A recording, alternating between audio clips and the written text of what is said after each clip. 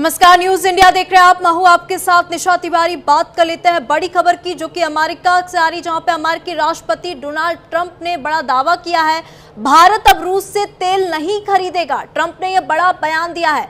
PM Modi ने मुझे आश्वासन दिया है, नरेंद्र मोदी मेरे बहुत अच्छे दोस्त हैं, भारत अब रूस से तेल नहीं खरीदेगा। तो ट्रंप का बड़ा बयान सामने आया है, जिसमें ट्रंप ये कहते हुए नजर आ रहे हैं कि भारत जो है अब रूस से तेल नहीं खरीदेगा।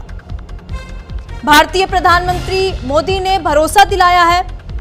तो वहीं आपको बता दें, अमेरिका के राष्ट्रपति डोनाल्ड ट्रंप ने बड़ा दावा किया। उन्होंने कहा कि अब भारत रूस से तेल नहीं खरीदेगा।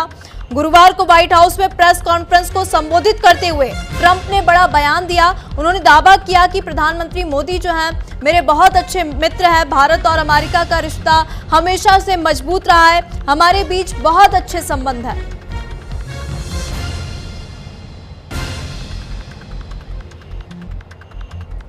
अब ट्रंप ने जो बड़ा दावा किया था, उसको लेकर विदेश मंत्रालय का भी बड़ा बयान सामने आया। रूस से तेल ना खरीदने वाला जो दावा है वो गलत है। विदेश मंत्रालय ने बयान जारी किया। ट्रंप ने रूस से तेल खरीद बंद करने का दावा किया। तो ट्रंप ने बड़ा दावा किया कि भारत अब रूस से तेल नहीं खरीदेगा। प्रधानमंत्री मोदी मेरे अच्छे मित्र हैं, भारत और अमेरिका का संबंध काफी मजबूत है। लेकिन विदेश मंत्रालय ने बयान जारी कर दिया है। उन्होंने इस दावे को खारिज कर दिया है, गलत बताया है।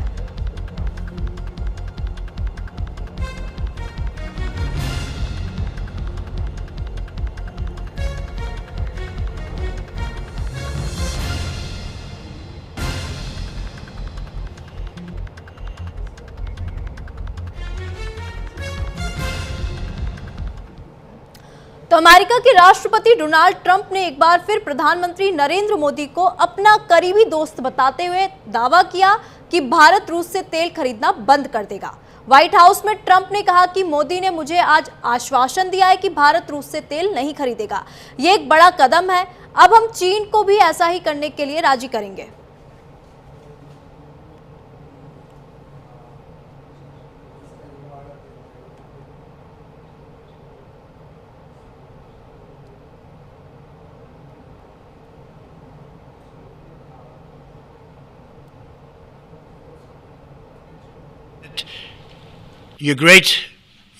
He's a great man, you know. Modi is a great man. That he loves Trump. Now, I don't know if the word love, I don't want you to take that any different. I don't want to destroy his political career, okay? But you have to understand, I've watched India for years. It's an incredible country. If India doesn't buy oil, it makes it much easier. And they're not going to buy it. They assured me they will. Within a short period of time, they will not be buying oil from Russia. And they'll go back to Russia after the war's over.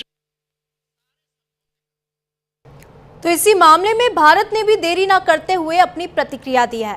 विदेश मंत्रालय के प्रवक्ता रणधीर जायसवाल ने कहा कि हमारा देश तेल और गैस का एक महत्वपूर्ण आयात करता है। हमारी ट्रेड पॉलिसी हमारी जरूरत के हिसाब से चलती है। उन्होंने ये भी कहा कि रूस से तेल न खरीदने का दावा सरासर गलत है। ट्रंप ने रूस से तेल खरीद बंद करने का दावा किया है। भारत की ओर से ऐसी कोई कमिटमेंट नहीं की गई है।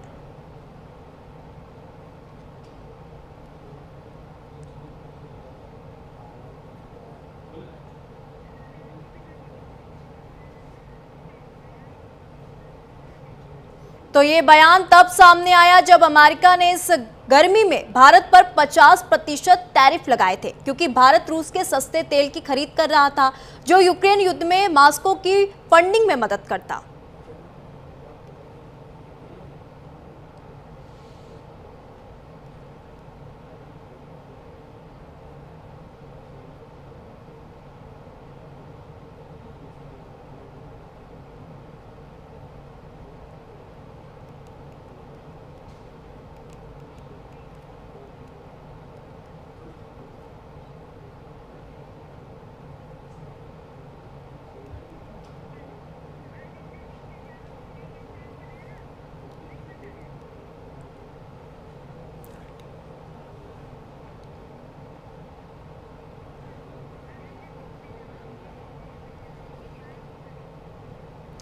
अब इस मामले में और अधिक जानकारी ले लेंगे, चर्चा कर लेंगे। हमारे साथ अरविंद सिंह तेजावत, विदेश मामलों के जानकार, जुड़ चुके हैं। अरविंद जी, आपका बहुत बहुत स्वागत है।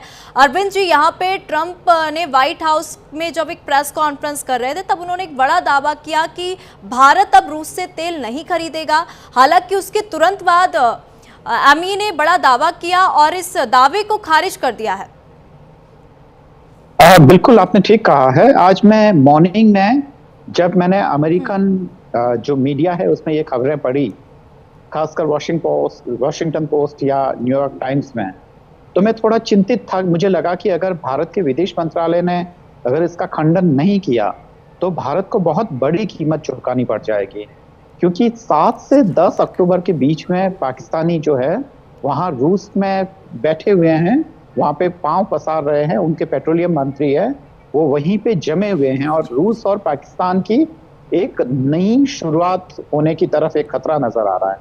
ऐसे में ट्रंप साहब का ये दावा, और वो भी झूठा दावा, भारत के लिए बेहद खतरनाक हो सकता था।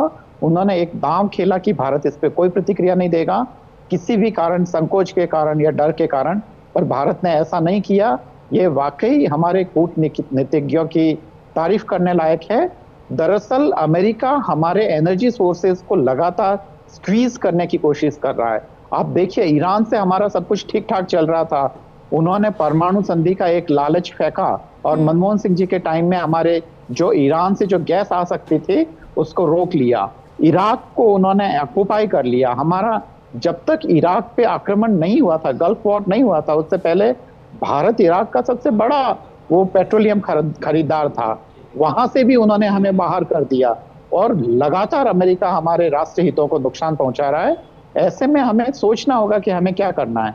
एक वक्त ऐसा आएगा, लगभग 2 से 3 डिकेड के बाद में, हमें इस पेट्रोलियम की भी जरूरत नहीं होगी, हमें रेयर अर्थ मिनरल्स की जरूरत होगी, क्योंकि तब तक ये पेट्रोलियम की सारी चीजें वो एक तरफ चली जाएगी और हमें बैटरी से चलने वाले जो जितने भी साधन हैं उनकी जरूरत पड़ेगी। अफगानिस्तान और तालिबान से हमारी दोस्ती बहुत जरूरी है, क्योंकि अगर ऐसा नहीं होगा तो ये खतरनाक स्थिति होगी। हम अमेरिका और वेस्ट के डर से कि वहाँ महिलाओं को अधिकार नहीं है, ये नहीं है, वो नहीं है, तमाम चीजों के डर से अगर हम तालिबान से दोस्ती नहीं करते हैं, या कि अगर हम मिडल एशिया में अगर हम एंटर नहीं करते हैं, तो भारत की बहुत सारी महत्वाकांक्षाओं को धक्का पहुंचेगा। Over to you please. बिल्कुल अरविंद जी, आपने सही कहा। लेकिन अरविंद जी, यहाँ पे भारत सरकार का ये कहना है कि उसकी ऊर्जा नीति पूरी तरह से जनता के हितों को ध्यान में रखकर बनाई जाती है। ऐसे में यदि अमेरिका रूस से तेल खरीदने पर भारत पर 50% तक टैरिफ लगा रहा है, तो क्या भारत के लिए रूस से तेल खरीदना जारी रखना अब भी व्यवहारिक है? आपको क्या लगता है? देखिए निशा जी, मैं प्रो गवर्नमेंट तो नहीं हूँ, क्योंकि रूस से जितना भी तेल खरीदा है सस्ते में, उसके बाद में हमारे लोगों को कोई राहत नहीं मिली है, तो सरकार का मैं बहुत ज्यादा पक्ष तो नहीं लूंगा। पर एक चीज मैं आपको कहता हूँ कि हाँ, रूस से हमारा तेल खरीदना बहुत जरूरी है। अगर हम ऐसा नहीं करेंगे तो वाकई हमारे लिए बेहद मुश्किल सिचुएशन होगी। एक तो हम जो हमारी जो स्ट्रेटेजिक जो इंडिपेंडेंस है वो हम खत्म कर चुके होंगे और हम अमेरिका के अनुगामी बन जाएंगे, उसके गुलाम बन जाएंगे। खासकर फॉरेन पॉलिसी के मामले में हमें वो बिल्कुल नहीं करना है। भारत एक उभरता हुआ देश है और चीनी तानाशाही मुझे लगता है कभी ना कभी खुद चीन के लिए खतरा बनेगी। 1 या 2 डिकेड में चीन को डाउनफॉल पे जाना जरूरी है और उसके बाद में जो भारत इमर्ज करेगा उसके लिए हमें तैयारी करनी होगी, है ना। तो ये तमाम चीजें हैं जिसकी तरफ हमें ध्यान देना होगा। तो मुझे लगता है कि जो स्ट्रेटेजिक जो इंडिपेंडेंस है वो बेहद जरूरी है, तभी भारत एक महान राष्ट्र के रूप में उभरेगा। डोनाल्ड ट्रंप साहब बार बार कह रहे हैं भारत महान राष्ट्र है, मोदी साहब महान नेता हैं, पर महान नेता हैं तो आप कर क्या रहे हैं, ये ध्यान देने की जरूरत है। आप हमारे हितों के खिलाफ लगातार पिछले 3 दशकों से काम कर रहे हैं और भारत उसको मित्रता के नाम पर टॉलरेट कर रहा है, केवल इसलिए कि आपका और हमारा व्यापार है, और अगर वो व्यापार बंद हो जाएगा तो हमें बहुत नुकसान उठाने पड़ेंगे। निशा जी, बात यही है पूरी। बिल्कुल बिल्कुल अरविंद जी, और जैसे ही ट्रंप का ये जो दावा सामने आता है उसके तुरंत बाद भारतीय विदेश मंत्रालय ने ये बयान दिया कि भारत अपनी ऊर्जा खरीदी नीति में विविधता ला रहा है। क्या इस बयान को ये संकेत माना जा सकता है कि भारत रूस से दूरी बनाने की तैयारी कर रहा है? मतलब उस बयान का क्या मतलब था, ट्रंप ने जो बयान दिया? देखिए, अंतर्राष्ट्रीय स्तर पर भारत को बहुत ही संजीदगी से लिया जा रहा है। एक तो पुतिन साहब ने थोड़े दिन पहले वहां पे रशिया में एक प्रेस कॉन्फ्रेंस हो रही थी, उसमें उन्होंने बोला कि देखिए भारत को हम जितना सस्ता तेल दे रहे हैं और उससे जितना भारत को फायदा हो रहा है, अमेरिका के व्यापार से वो कंपनसेट करने के लिए काफी है। तो रूस ये कह रहा है कि भारत अपने हितों को देखते हुए हमसे तेल खरीद रहा है और रूस उसमें मदद कर रहा है।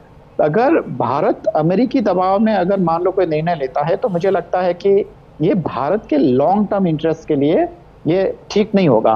भारत को अल्टरनेटिव खोजना होगा। और आपने जो बात कही है कि भारत विविधता ला रहा है, ये विविधता पिछले 2 डिकेड से चल रही है। ऐसा नहीं है, जब से इराक वॉर हुआ था और जब से ईरान के मामले में हमें अमेरिकन प्रेशर का एहसास हुआ, तभी हमने तय कर लिया था, हमारे नीति नियंताओं ने बहुत ही संजीदगी के साथ बुद्धिमत्तापूर्ण, कि हम विविधता लाएंगे और हमने ले आए हैं। अमेरिका हमें रूस से सस्ता तेल दे दे, हम तैयार हैं। अमेरिका के पास भी तो तेल भंडार है, वो तो अपने नागरिकों के लिए सुरक्षित रखना चाहता है। और भारत को कह रहा है कि आप सेक्रीफाइस करें। हम नहीं करेंगे, किसी भी कीमत पे सेक्रीफाइस नहीं करेंगे, जब तक कि एक न्यायपूर्ण अंतर्राष्ट्रीय व्यवस्था की व्यवस्था नहीं होती है। निशा जी, ठीक है, बिल्कुल अरविंद जी, क्योंकि डोनाल्ड ट्रंप ने यह दावा किया कि प्रधानमंत्री मोदी ने उन्हें भरोसा दिलाया है कि भारत अब रूस से बिल्कुल भी तेल नहीं खरीदेगा। क्या इस बयान को गंभीरता से लेना चाहिए या नहीं लेना चाहिए, या इसके पीछे कोई राजनीतिक कारण हो सकता है? ये भी तो हो सकता है। नहीं, बहुत अच्छा सवाल है निशा जी।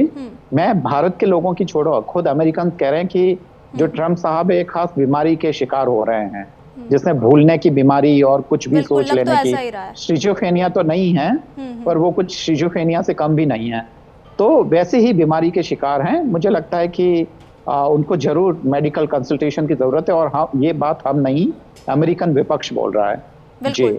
अरविंद जी, क्या इस भू राजनीतिक तनाव का सीधा असर भारतीय आम जनता पर पड़ेगा, खासकर पेट्रोल और डीजल जैसी ऊर्जा कीमतों के रूप में अगर हम देखें इसे? तो निश्चित रूप से पड़ेगा, क्यों नहीं पड़ेगा, क्योंकि भले ही भारत सरकार ने पेट्रोलियम सस्ता खरीदने के बावजूद उसकी कीमत कम नहीं की है, पर इतना तो तय है ना कि उन्होंने जीएसटी कम की है। तो ये सारी अंतर्राष्ट्रीय स्थितियों की ही तो देन है।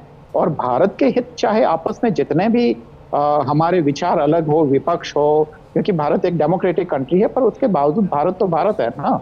उनके सबके साझा हित हैं और उनके सबके अपने साझा इंटरेस्ट हैं। भारत के लोग एक साथ हैं, चाहे वो किसी भी तबके, किसी भी समाज से हो।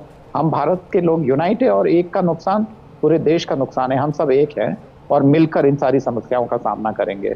निशा जी, बिल्कुल। तो इसका सीधा असर अगर देखा जाए तो आम जनता के ऊपर भी देखने को मिलेगा। अरविंद जी, क्या भारत और रूस के बीच तेल का ये लेन देन केवल एक आर्थिक समझौता है, या इसके पीछे गहरे राजनीतिक और रणनीतिक कारण भी छुपे हुए हैं? आपको क्या लगता है? नहीं नहीं, बिल्कुल नहीं, ऐसा नहीं है। केवल आर्थिक मामला नहीं है। भारत की पूरी जो इंटरनल सिक्योरिटी है, एक्सटर्नल सिक्योरिटी, वो रूस पे डिपेंड कर रही है।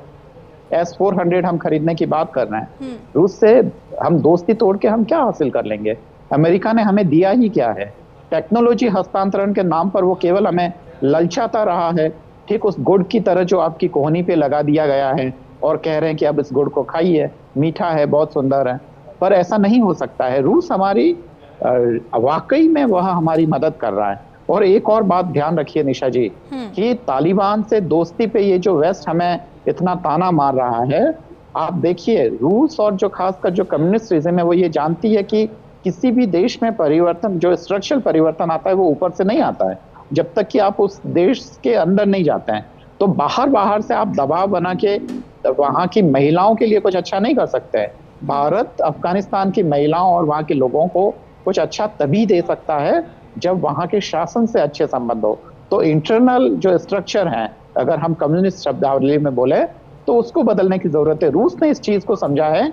चीन तालिबान को रूस ने तो मान्यता दे ही दी है पिछले 2-3 महीनों पहले, और चीन भी अभी देने की स्थिति में। अगर भारत देरी करेगा तो ये ठीक वैसी ही गलती होगी जो हमने ईरान के साथ की, जो हमने इराक के साथ की। हमें अमेरिकी डर के बिना एक मजबूत संबंध बनाने होंगे, वेस्ट का डर नहीं रखना होगा। तभी हमारे ये जो भारत की बेरोजगार जनता है, उसको मध्य एशिया में एक शानदार जो नौकरी के अवसर मिल पाएंगे। भारत डेवलपमेंट का एक सपना पूरा कर पाएगा। यहाँ पे आंतरिक आर्थिक सुधार भी होंगे, निश्चित रूप से होंगे। तमाम सरकारें प्रयास कर रही है, पर हाँ, उसके लिए जो लोग हैं वो धीरे धीरे आगे आएंगे। भारत बदलेगा। जी निशा जी, ठीक है। अरविंद जी, बहुत बहुत धन्यवाद हमारे साथ चर्चा में शामिल होने के लिए।